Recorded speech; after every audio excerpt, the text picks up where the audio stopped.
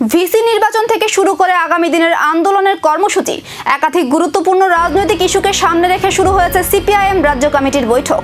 মেলার মাঠের দশরথদেব ভবনে চলছে এই গুরুত্বপূর্ণ আলোচনা।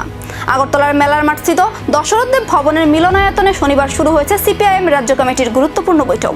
দলের শীর্ষ নেতৃত্বের উপস্থিতিতে অনুষ্ঠিত এই বৈঠকে রাজ্যের চলমান রাজনৈতিক পরিস্থিতি, আসন্ন ভিসি নির্বাচন, আগামী 10 আগস্টের কর্মসূচি এবং 21 আগস্ট ফিদেল কাস্ট্রোকে স্মরণে আয়োজিত কর্মসূচি নিয়ে বিস্তারিত আলোচনা করা হয়।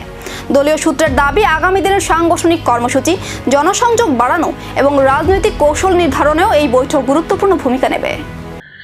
আমাদের রাজ্য কমিটির মিটিং এটা একদিক থেকে রুটিন মিটিং, আরেক দিক থেকে যে সামনে যে গুরুত্বপূর্ণ কর্মসূচিগুলো আসছে সেগুলো নিয়ে আমাদের প্রস্তুতি কি হবে। সেখানে আমাদের প্রথম পর্বে হবে পর্যালোচনা।